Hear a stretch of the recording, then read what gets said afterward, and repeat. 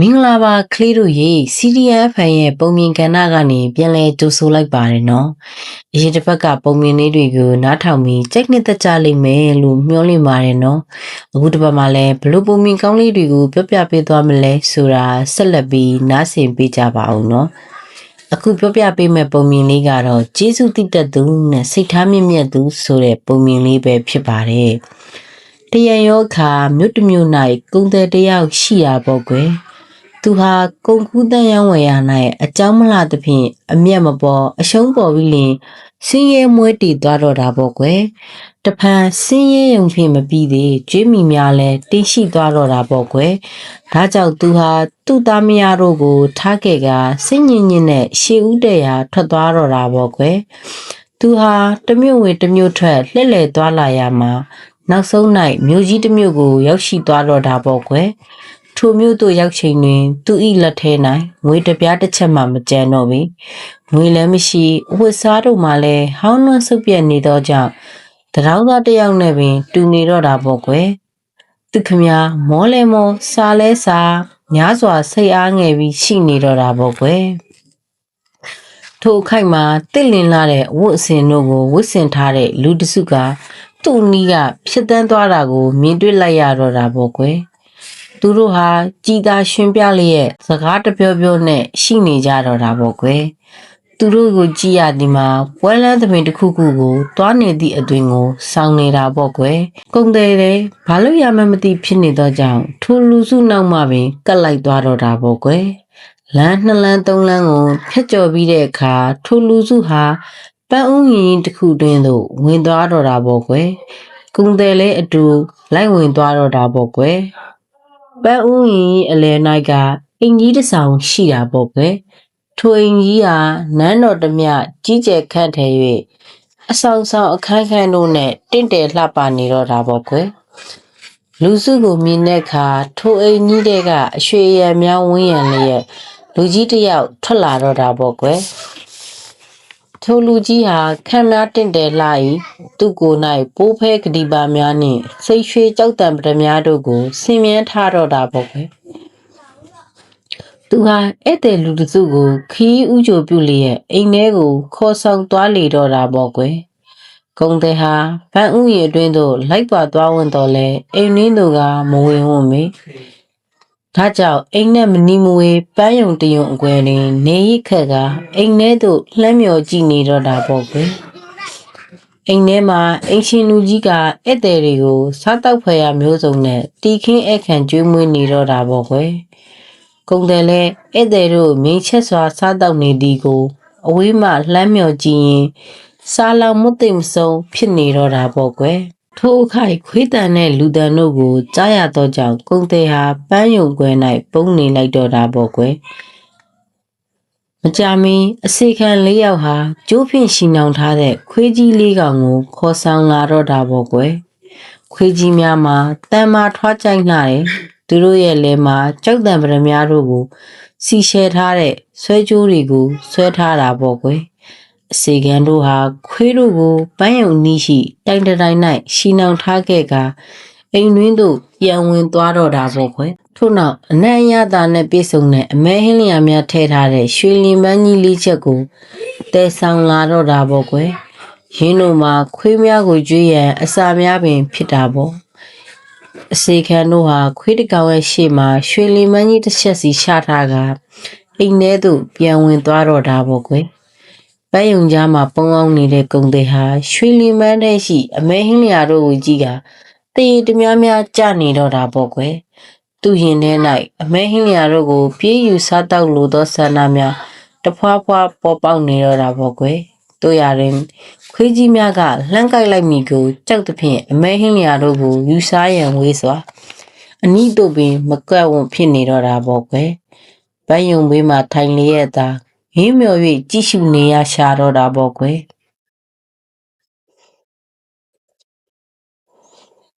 ထိုအခိုက်ခွေးကြီးကောင်ဟာကုံတယ်ကိုမြင်တွေ့သွားတော့တာပေါ့ကွယ်စာလောင်မသိချင်းပြင်းပြစွာဖြစ်နေတဲ့ကုံတယ်ကိုခွေးကြီးဟာများစွာကျင်နာတနာမိတော့တာပေါ့ကွယ်ဒါကြောင့်သူ့ဝေစုဖြစ်တဲ့အမဲဟင်းလျာတို့ကိုမစားတော့ ရင်းတို့ကိုကုံတဲစားစီလိုသောသဘောဖြင့်သူ့ကိုနောက်သို့ဆုပ်ပေးလိုက်တော့တာပေါ့ကွယ်ကုံတဲလဲခွေးကြီးရဲ့စေတနာကိုရိပ်မိကရှေ့သို့တိုးသွားပြီးလျှင်ခွေးကြီးရှိရွှေလီမန်းထဲမှအမဲဟင်းနေရာတို့ကိုမြိန်ချက်စွာယူငင်စားတောက်တော့တာပေါ့ကွယ်စားတောက်ပြီးတဲ့အခါကုံတဲဟာပန်းယုံဘေးသို့ပြန်သွားပြီးထိုင်နေတော့တာပေါ့ကွယ်ခွေးကြီးလည်းကုံတဲကိုအစာကျွေးုံဖြင့်အားမရသည်သူရှိရွှေလီမန်းကြီးကိုပါပေးလို့တဖြင့်ရွှေလီမန်းကိုလက်တစ်ဖက်ဖြင့်ရှေ့သို့တွန်းပို့ပေးပြန်တော့တာပေါ့ကွယ်ဤတွင်ကုံတဲလည်းရွှေလီမန်းကြီးကိုယူလိုက်ခါရှန်ထဲမှလွင်မြန်စွာပြေးထွက်သွားတော့တာပေါ့ကွယ်ကုံတဲဟာအရှားမျိုးတစ်မျိုးသို့သွား၍ရွှေလီမန်းကိုရောင်းချတော့တာပေါ့ကွယ်ရွှေလီမန်းဟာအဖိုးထိုက်တန်သောကြောင့်ငွေကြေးများစွာရရှိ၏ကုံတဲသည်ထုံငွေတို့ဖြင့်ကိုပစ္စည်းများဝယ်ယူပြီးလျှင်သူ့ဇာတိမျိုးသို့ပြန်သွားတော့တာပေါ့ကွယ်ထို့နောက်ပါလာတဲ့ကုန်ပစ္စည်းများကိုပြန်လည်ရောင်းချရာများစွာစီးပွားဖြစ်ထွန်းတော့တာပေါ့ကွယ်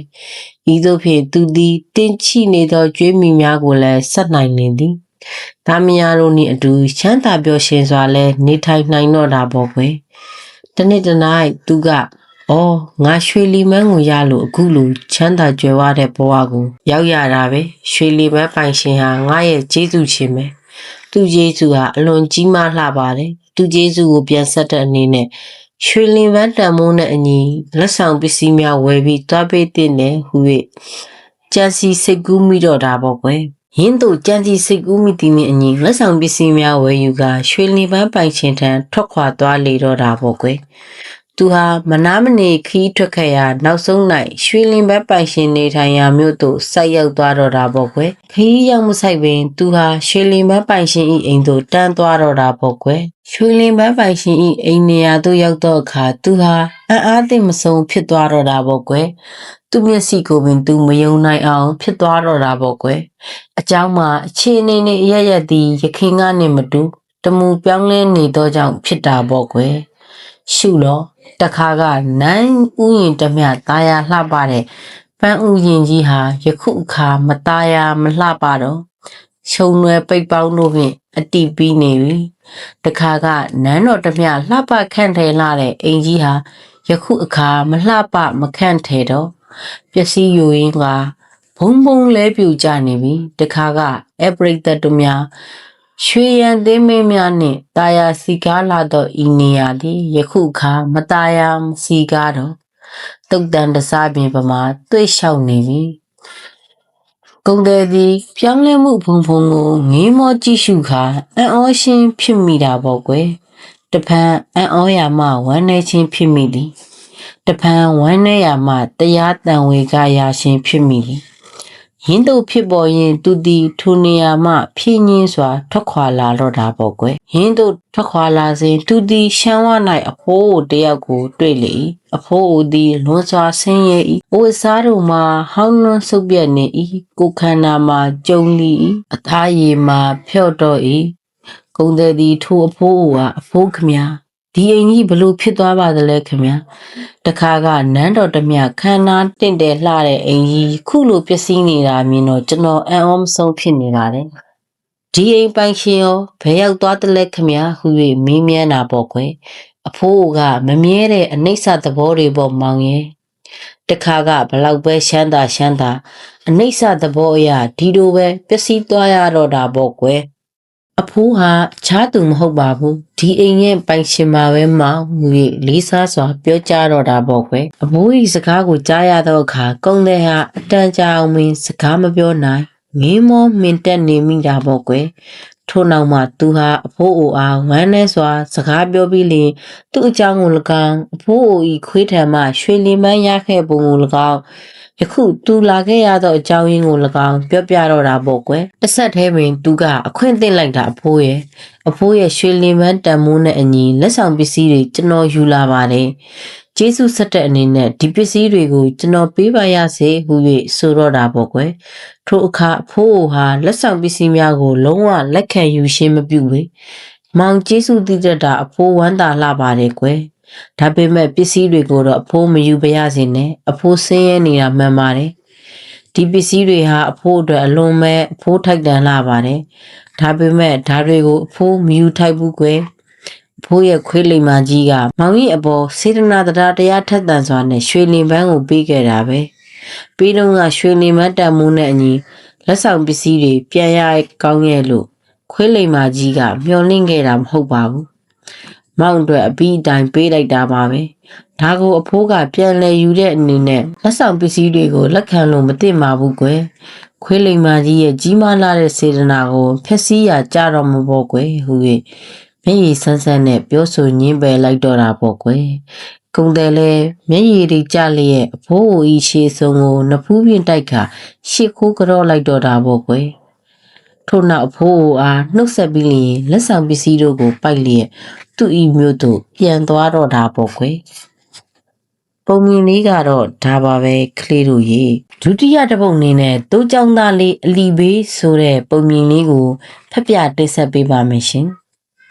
ဒီနေ့တော့အခါဘရင်ကြီးတစ်ပါးဟာအမဲလိုက်ထွက်စဉ်လမ်းမပြီးလျင်တိုးစကြက်တစ်ခုသို့ရောက်ရှိသွားတော့တာပေါ့ကွယ်ထိုတိုးစကြက်၌တိုးကြောင်သားလေးတစ်ယောက်ဟာတိုးကြောင်ရင်ပလွေမှုတ်လျက်ရှိ၏ပလွေတန်သည်တာယာ၏တိုးကြောင်သားကလေး၏မျက်နှာထားမှလည်းရှို့သား၏ဘရင်ကြီးဟာတိုးကြောင်သားကလေးကိုမြင်တော့အခါစိတ်ရှမ်းမိတာယာခြင်းဖြစ်မိတာပေါ့ကွယ်ထို့ကြောင့်တိုးကြောင်သားထံမှသို့ရှိကပ်သွားလျက်စကားစမီပြောဆိုတာပေါ့ကွယ်တိုးအကြောင်းတော်အကြောင်းရာတီဥလူအကြောင်းရွာအကြောင်းစသည်တို့ကိုမေးမြန်းတော့တာပေါ့ကွယ်တိုးကြောင်သားကလေးဟာဘရင်ကြီးမိသမျှတို့ကိုတလုံးမကြံစနစ်တကျတေချာကြနာစွာဖြေဆိုပြောပြတော့တာပေါ့ကွယ်ဤတွင်ဘရင်ကြီးဟာလွန်စွာနှစ်သက်သဘောကျလာသဖြင့်တိုးကြောင်သားကလေးကိုနန်းတော်သို့ခေါ်ဆောင်သွားတော့တာပေါ့ကွယ်ကြာနာစာကြီးမွေးပြုစုလျက်ပညာသင်ပေးတော့တာပေါ့ကွယ်အရွယ်ရောက်တော့အခါအလီဘေးဟုအမိဘေးကဘရင်ဗန္နာတိုက်ကိုဆောင်းထိန်ရတဲ့ရွှေတိုက်ဆိုးရာထူးကိုခံထားပေးသနာတော့တာပေါ့ကွယ်အလီဘေးဟာလေးစားရှိကျူးပဲကောင်းတဲ့အည်ရှင်းနဲ့ပြည်စုံသူတယောက်ဖြစ်တာပေါ့ကွယ်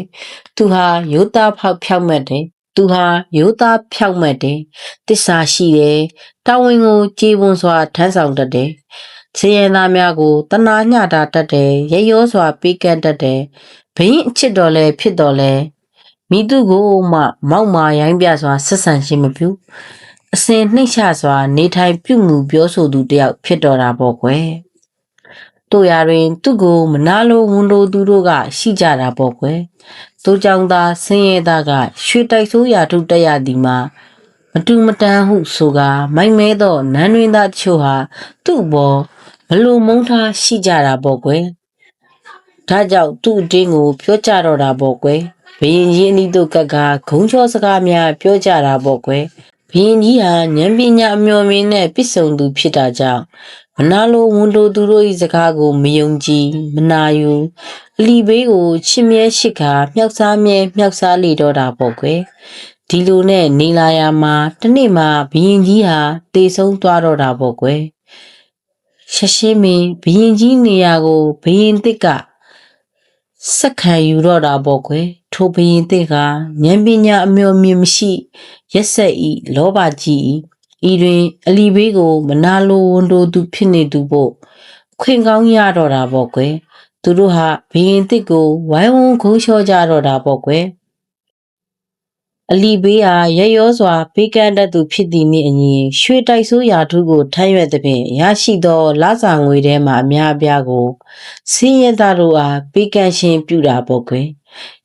ရင်းတို့ပေးကမ်းခြင်းပြုသည်မှာဘရင်ပန္နာတိုက်ထဲမှဥစ္စာပစ္စည်းတို့ကိုခိုးယူပေးကမ်းခြင်းဖြစ်သည်ဟုမနာလိုဝန်တိုသူတို့ကဆိုကြတာပေါ့ကွယ်ဒါအပြင်အလီဘေးကသူ့ရဲ့အိမ်တွင်အခန်းတစ်ခုကိုလှုပ်ဝက်စွာတိဆောက်ထားတယ်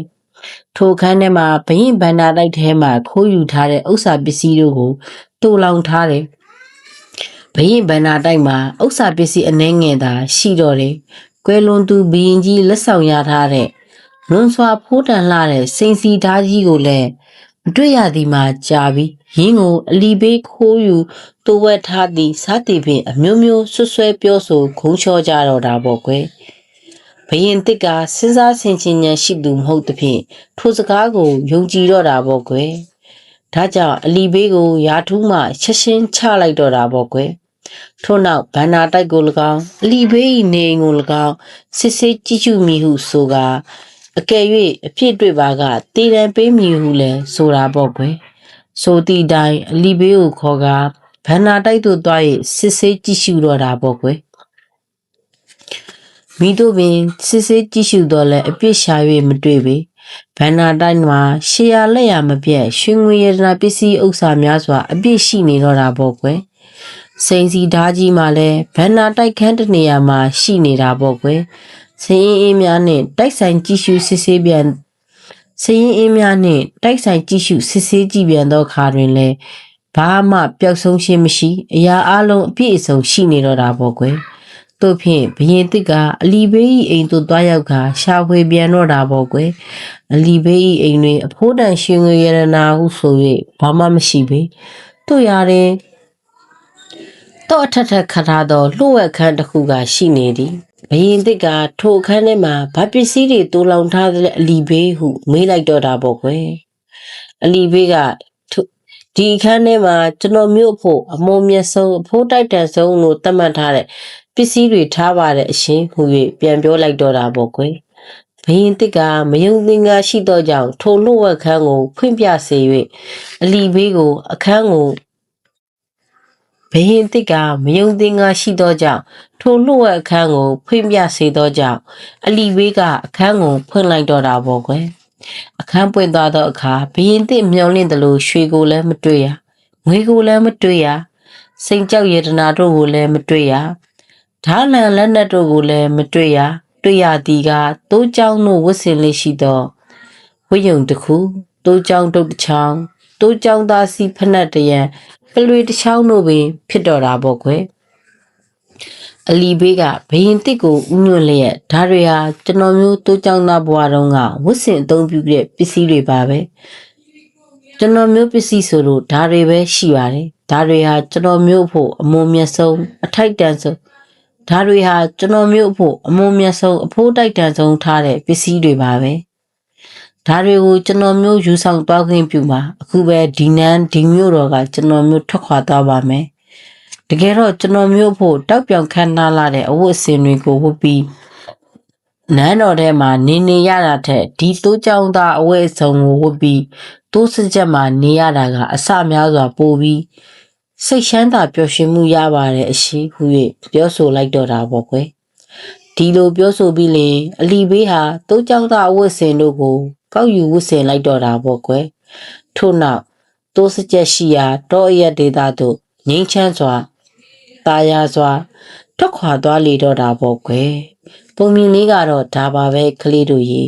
ဒီနေ့ပြပြသွားတဲ့ပုံမြင်လေးတွေကိုနားထောင်ပြီးကြိုက်နှစ်သက်ကြလိမ့်မယ်လို့မျှော်လင့်ပါတယ်နော်နောက်ပတ်တွေမှာလည်းဘလို့ပုံမြင်ကောင်းလေးတွေကိုပြောပြပေးသွားမလဲဆိုတာဆက်လက်ပြီးနားဆင်ပေးကြပါဦးနော်